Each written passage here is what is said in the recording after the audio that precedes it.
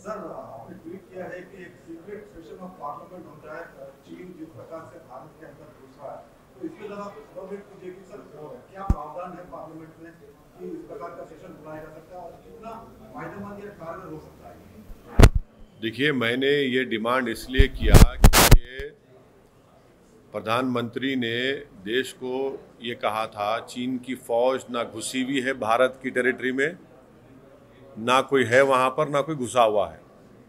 और ये जो प्रधानमंत्री ने देश को जो बात बताई थी ये झूठ साबित हुई, क्योंकि चीन आज भारत के LAC के अंदर बैठा हुआ है, भारत के टेरिटरी में बैठा हुआ है। और इसीलिए चीन डेप्सांग डेमचौक से नहीं हट रहा है, वहाँ उसकी PLA की फ़ौज है। इसीलिए अरुणाचल प्रदेश में भारत की टेरिटरी में चीन कई परमानेंट स्ट्रक्चर्स के गांव बना चुका है। तीसरा, अमेरिका खुद कह रहा है, उनकी रिपोर्ट है कि चीन यहाँ पर ऐसा कर रहा है। तो हमारा बोलना ये है कि क्योंकि मोदी सरकार इस पर कुछ नहीं बोल रही है और ये इनकी डेलिबरेट खामोशी है, जिसको अंग्रेजी और डिनायल है, तो हम ये इस बात का डिमांड करते हैं कि अब जब लोकसभा का विंटर सेशन होगा, इसमें एक पूरी डिबेट होनी चाहिए। चीन की फ़ौज जो भारत की टेरिटरी में बैठी हुई है, और दूसरी बात यह है कि ऑल पार्टी डेलीगेशन को सरकार उन मुकामात पर लेकर जाए जहां पर चीन की फ़ौज बैठी हुई है। हाँ, हम जाने तैयार हैं, मैं तो जाने तैयार हूँ, लेके जाइए, हम देखना चाह रहे हैं, ताकि हम अपनी सॉवरेनिटी को उसका वहाँ पे उसको बरकरार रख सकें। और तीसरी बात यह, अगर सरकार पार्लियामेंट लोकसभा में उस डिबेट के लिए अगर ये कहती है कि नहीं, ये नेशनल सिक्योरिटी का मसला है, डिबेट नहीं हो सकती है, तो लोकसभा के रूल 248 के तहत एक सीक्रेट सिटिंग हो सकती है, जिसको कोई मीडिया के लोग नहीं रहेंगे, कोई नहीं रहेंगे, आप वो डिबेट करवाइए। और चौथी बात यह है कि 2014 से पहले श्री नरेंद्र मोदी, जो उस वक्त गुजरात के मुख्यमंत्री थे, वो कहते थे कि देश का मसला बॉर्डर पर नहीं है, देश का मसला दिल्ली में है। बॉर्डर का मसला, फौज का मसला, वो कहते थे कि दिल्ली में है। अब वही मसला दिल्ली में है, तो नरेंद्र मोदी बहैसियत वज़ीर आज़म, बहैसियत प्रधानमंत्री बिल्कुल खामोश बैठे हैं, कभी चीन का नाम लेते भी नहीं हैं, ना ये कहते हैं देश को कि क्या चीन हमारी सरजमीन में बैठा है या नहीं बैठा है। तो इसीलिए ये हमने डिमांड किया है। पर सर, आप क्यों चाहते हैं कि ऑल पार्टी डेलीगेशन, जबकि आप ये भी कह रहे हैं कि जो मोदी सरकार है वो वहाँ पे कहीं कुछ बात नहीं कर रही है, तो आप चाहते हैं? नहीं, हम इसलिए बोलना चाह रहे हैं कि देश को मालूम हो सके। जब कश्मीर में ये सरकार एक ऑल पार्टी डेलीगेशन लेकर गई थी, जब लेट अरुण जेटली भी उस डेलीगेशन के हिस्सा थे, राजनाथ सिंह साहब होम मिनिस्टर लेकर गए, तो यहाँ पर भी लेके जाइए ना, हमको छुपाना क्या है आपको? हम तो अपनी सॉवरेनिटी को असर्ट करेंगे एज एन ऑल पार्टी जाकर वहाँ पर चीन को एक जवाब देंगे कि हमारा इलाका हम देखना चाह रहे हैं, छुपाने की क्या ज़रूरत है? और ये प्रधानमंत्री और बीजेपी चीन के मसले में इतने खामोश क्यों है? ये तो हमारी ज़मीन में चीन बैठा हुआ है। सैटेलाइट के फ़ोटोज़ आ रहे हैं कि अरुणाचल प्रदेश में गांव बना चुका है, कई फ़ोटोज़ आ रहे हैं कि डेमचौक में, डेप्सांग में चीन बैठा हुआ है, PLA की आर्मी बैठी हुई है। ऐसे तस्वीर भी आए हैं कि पिछले साल जो गालवान में हमारे बहादुर सिपाहियों की जो मौत हुई, इतने हमारे सिपाहियों की तस्वीर देखकर हमारा खून खौलता है, कैसे उनको चीन की फ़ौज बिठा के रखी है वहाँ पर। तो इसीलिए हम कह रहे हैं कि ये सरकार को इस पर बोलना चाहिए और आने वाले पार्लियामेंट के सेशन में इस पर एक पूरी डिबेट होनी चाहिए। अगर सरकार ये जस्टिफाई करे कि डिबेट नहीं हो सकता, हम सिर्फ 2 बड़ी पार्टियों को बुलाकर उनसे बात कर लेंगे, नहीं हो सकेगा। जितना उन 2 पार्टियों को इस मसले पर हक है, उतना हमारा भी हक है। आप डिबेट कराइए रूल 248 के तहत। सर, उत्तर प्रदेश में अपनी पार्टी को लेकर, चुनाव को लेकर आप इतना पोशीदा क्यों रखते हैं? किसके साथ जा रहे हैं? क्या है, आप अभी भी उनके नहीं बता रहे हैं? और चंद्रशेखर आजाद ने आज यहाँ पे ये भी कह दिया है कि वो अगर मान लीजिए कोई प्रपोजल देंगे, चाहेंगे कि वो भी उनके साथ जाए। देखिए, मैं अपनी पार्टी की स्ट्रेटजी के बारे में या अपनी पार्टी के बारे में बात कर सकता हूँ। किसी और पार्टी के उनके नेता के बारे में उन्होंने इस तरह का जो बयान दिया वो जस्टिफाई करेंगे, वो बोलेंगे। मैं तो प्रिवी नहीं हूँ। जहाँ तक हमारी पार्टी का है मसला है, हमारी स्ट्रेटजी, हम तो अपना कैंपेन कर रहे हैं यूपी में। अब देखिए आगे क्या होता है, तो जब होगा तो आपको बताएंगे। मगर हम तो पूरी तैयारी कर रहे हैं चुनाव लड़ने की। हमारे पास कैंडिडेट्स का भी सिलेक्शन हमारे पार्टी प्रेसिडेंट और हमारे जो जिम्मेदार कर रहे हैं। हम तो चुनाव की तैयारी पूरी तरीके से कर रहे हैं। तो संख्या 100 से ज़्यादा हो सकती है क्या? हमारे party president, state party president ने ये फैसला लिया है कि हम 100 विधानसभा की सीट पर लड़ने की तैयारी कर रहे हैं।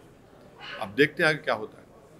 सर, क्या आप भी चंद्रशेखर आजाद के उस राय से इत्तेफाक रखते हैं कि बहुजन समाज का वोट न बटे, इसलिए दोनों को साथ आना चाहिए? देखिए, वो काबिल आदमी है, वो अपनी बात खुद कर सकते हैं, उनको मेरी ज़रूरत नहीं है। नहीं, मैंने सुनिए, वो काबिल है, वो अपनी पार्टी के बारे में वो खुद बोल सकते हैं, उनसे सवाल कर लीजिए आप। नहीं, आप दलितों की राजनीति आप ही करते हैं। नहीं, देखिए मैं, ये बिल्कुल ठीक नहीं है कि कोई अगर अपनी पार्टी की पॉलिसी के बारे में बोल रहा है तो मैं कैसा उस पर तबसरा करूंगा। राजनीतिज्ञ पूछ रहे हैं कि क्या आप इस बात से इत्तेफाक रखते हैं कि मैं सवाल मैं इस सवाल का जवाब नहीं दूंगा। ये उनका पार्टी का ओपिनियन है, वो खुद काबिल है, अपनी पार्टी के बारे में बोल सकते हैं।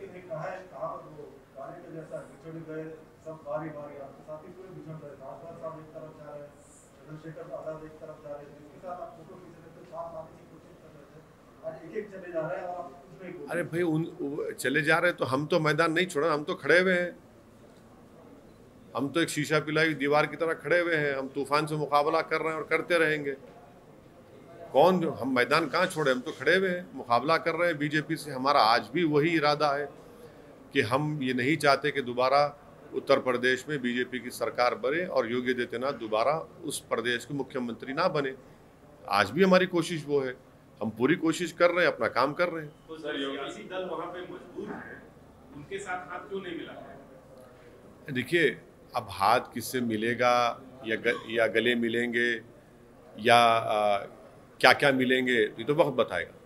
नहीं, बीजेपी को आप रोकने की बात कर रहे हैं, तो जो वहाँ पे सियासी रूप से मजबूत पार्टियां हैं, जैसे हम तो आप हमको मजबूत क्यों नहीं समझ रहे हैं? ये आपको करेक्ट करना चाहिए। वक्त बताएगा किससे हमारा अलायंस होगा नहीं होगा। सर, योगी जी कैराना में ये है कि मुजफ्फरनगर का दंगा या कैराना का पलायन ये हमारे लिए पॉलिटिकल इश्यू नहीं बल्कि देश की आन बान शान का मुद्दा रहा है। और उन्होंने ये भी कहा है कि मोदी जी ने धर्म चक्र के घुमा दिया। जो पहले मंदिर जाने में कतराते थे वो आज बड़ा बड़ा तिलक लगाकर घूम रहे हैं, जैसे यही सबसे बड़े हिंदू है। यही एकता की ताकत है। देखिए, देश, सबसे पहली बात तो ये है कि मुख्यमंत्री योगी आदित्यनाथ जो उन्होंने शपथ ली है कॉन्स्टिट्यूशन पर, संविधान पर, वो हम उनको ये कहता है कि आप सबसे बड़े इंडियन बनेंगे। आप इंडियन बनेंगे सबसे पहले। आप एक स्ट्रांग इंडिया क्रिएट करेंगे, आप एक स्ट्रांग यूपी क्रिएट करेंगे। तो ये शपथ में कोई मज़हब की बात नहीं है, ना संविधान ये कहता है कि ये देश ये मज़हब के मानने वालों का और इनका नहीं है। तो ये पहले इनकी गलती है, इनकी गलती यही है। दूसरी गलती है कि आपने कहा कि मुजफ्फरनगर, क्या कहा, देश के लिए मुजफ्फरनगर का दंगा, मुजफ्फरनगर देश की आन बान शान। हाँ, मुजफ्फरनगर का दंगा देश के लिए आन बान शान, ये मुख्यमंत्री कहते हैं। बड़ी ही अफसोस की बात है कि भारत के विभाजन के बाद अगर 50,000 लोग अपने घर से बेघर हुए तो मुजफ्फरनगर कांड के बाद हुए, और ये मुख्यमंत्री उसको आन बान शान से जोड़ता है। इसमें कई लोगों का मर्डर हुआ, कई हज़ारों की तादाद में लोगों के घर जल गए, खेतें जल गई। इनको इंसाफ की बात नहीं कर रहे हैं, वो दंगे को आन बान शान से जोड़ रहे हैं। और ये खुद केसेस विड्रॉ किए, 77 केसेस मुजफ्फरनगर के। ये इनकी मानसिकता है, ये इनकी जहनियत है। जो ये आज उत्तर प्रदेश की जनता देख रही है कि जब 50,000 लोग बेघर हो गए, आज भी अपने घर को नहीं जा सकते, आज भी उनको इंसाफ नहीं मिला, 1,000 cases for want of evidence collapse हो गए, तो सरकार अपील नहीं करती, उल्टा केसेस को विड्रॉ करती है। और इस तरह की अनाप शनाप मुख्यमंत्री कहते हैं कि मुजफ्फरनगर का दंगा इनके लिए आन बान शान का मसला है। कौन सी आन बान शान का मसला है? इस पे तो अफसोस करना चाहिए, इस पे तो ये बोलना चाहिए कि दोबारा मुजफ्फरनगर में जो जिन लोगों ने वो कांड किया उन सब पे हम सजा दिलाएंगे उनको। आप वो नहीं कर रहे हैं। सर, तेलंगाना की बात करते हैं। हाल ही में हुस्नाबाद के चुनाव के नतीजे आ रहे हैं और जहाँ पर टीआरएस हार गई, और अभी जिस प्रकार से कि मुख्यमंत्री ने जो है प्रेस कॉन्फ्रेंस करके जो काफी बातें कही बीजेपी के लिए, तो क्या आप समझते हैं कि तेलंगाना में अब बीजेपी चुनाव होती नजर आ रही है? नहीं, मैं देखिए, एक बाई इलेक्शन वहाँ पर इटाला राजेंद्र जीते हैं, इसको आप ज़्यादा इतना बड़ा स्ट्रॉन्ग स्टेटमेंट मत दीजिए, कुछ नहीं होगा इंशाल्लाह ताला। जीते हैं ज़रूर, जनता ने उनको वोट दिया है और रिजल्ट आया है, इटाला राजेंद्र की कामयाबी हुई है, मगर इसको आप लोग बहुत जल्दी एक्साइटेड हो आते हैं। अरे सर, जो आँख से दिख रहा है सामने, हाँ, उसको नजरअंदाज क्यों कर रहे हैं? ऐसा सुनिए, आपको आंख से दिख रहा है, बास चीज़ों को आंख और दिमाग से देखकर एक बात करना पड़ता, तो वो तो आपको आंख से दिख रहा है। हमको जो दिमाग हमारा कह रहा है, आंख हमारी कह रही है, थोड़ा बहुत हमको जो तजुर्बा कह रहा है, यही बीजेपी नागार्जुना सागर के बाई इलेक्शन में जमानत जब्त हो गई उनकी। सुन तो लीजिए, नागार्जुना सागर में जमानत जब्त हो गई, तो ये मत जाइए, ये कुछ होने वाला नहीं है। Sir, Nishad Party chief claims Lord Ram was born into Nishad, and BJP always claims that even Hindu says son of Dashratha. What would you like to say, sir? If you are saying that they are deceiving Hindus and all these statements are coming up, what would you like to say? नहीं, ये तो मोहन भगवत को बताना पड़ेगा, जो DNA expert है। RSS के मोहन भगवत को बताना पड़ेगा ये बात। ये बता दें अब पूरे देश को। वो हर बार डीएनए की बात करते, तो हम तो कहेंगे कि श्री मोहन भगवत ही एक्सपर्ट हैं इस पर, वो बता सकेंगे। सर, मतलब ये डिसीव करना नहीं हुआ कैसे? मतलब why they are silent over? नहीं, ये तो बीजेपी के जो बड़े बड़े नेता हैं वो बताएंगे, हम क्या बताएंगे? वो बताएंगे, जनाब मोहन भगवत साहब बताएंगे, ये उनको बताना पड़ेगा ये बात क्या है। वो तय करेंगे ना।